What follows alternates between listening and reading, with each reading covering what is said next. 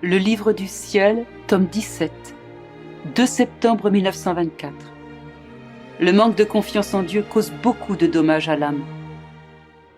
Je me sentais très angoissée, bien que tout abandonné dans les bras de Jésus. Je lui demandais d'avoir pitié de moi. Alors, ayant comme perdu conscience, j'ai vu sortir de mon intérieur une petite fille toute faible, pâle et plongée dans une profonde tristesse. S'approchant de cette fillette, Jésus béni la prit dans ses bras et, ému de pitié, la pressa sur son cœur. Ensuite, il fit des onctions sur son front, ses yeux, ses lèvres, sa poitrine et tous ses membres. La petite fille reprit de la vigueur et des couleurs et quitta son état de tristesse. Voyant que l'enfant reprenait des forces, Jésus la pressa plus fortement sur lui pour la rétablir davantage. Il lui dit : « Pauvre petite, dans quel état te trouves-tu ? Ne crains pas, ton Jésus te sortira de cet état. » Je pensais : qui est cette petite fille sortie de moi et que Jésus aime tant ? Mon doux Jésus me dit : ma fille, cette petite enfant est ton âme. Je l'aime tellement que je ne peux tolérer de te voir triste et faible. C'est pourquoi je suis venue t'infuser une nouvelle vie et une nouvelle vigueur. À ces mots, je lui dis en pleurant : mon amour et ma vie, Jésus, comme je crains que tu me laisses. Où irais-je sans toi ? Comment pourrais-je vivre ? À quel état déplorable ma pauvre âme serait réduite ?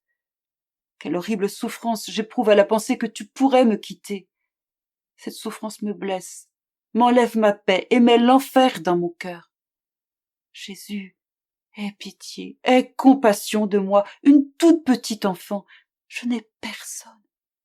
Si tu me laisses, tout est fini pour moi. Jésus reprit : ma fille, garde ton calme, n'aie pas peur. Ton Jésus ne te quitte pas. Je tiens beaucoup à ta confiance en moi, et je ne veux pas que tu en manques. Vois, j'aime tellement que les âmes me fassent totalement confiance que souvent je ferme les yeux sur certaines de leurs fautes ou de leurs imperfections, ou sur leur manque de correspondance à ma grâce, afin d'empêcher qu'elles ne me fassent pas totalement confiance. En effet, si l'âme perd confiance, elle devient comme séparée de moi, repliée sur elle-même. Elle se tient loin de moi et devient paralysée dans ses élans d'amour envers moi. Par suite, elle est peu disposée à se sacrifier pour moi. Oh, que de ravages sont causés par le manque de confiance. On peut dire qu'il est comme une gelée printanière qui brime la vie des plantes et qui, si la gelée est sévère, les fait parfois mourir. Ainsi en est-il du manque de confiance. Il bloque le développement des vertus et refroidit l'amour le plus ardent. Oh, comme il arrive souvent que mes objectifs les plus saints soient contrés par le manque de confiance. C'est pourquoi je tolère plus facilement certains défauts que le manque de confiance. Parce que ces défauts ne peuvent jamais être aussi dommageables. D'autre part, comment pourrais-je te laisser après avoir tant travaillé dans ton âme ? Regarde tout le travail que j'ai à y faire. En disant cela, il me fit voir un palais somptueux et immense, érigé de ses mains dans les profondeurs de mon âme. Il poursuivit : ma fille, comment pourrais-je te quitter ? Regarde le nombre de pièces. Elles sont innombrables. Autant de connaissances et de merveilles je t'ai fait connaître sur ma volonté, autant de pièces j'ai formées en toi afin d'y déposer tous ces biens.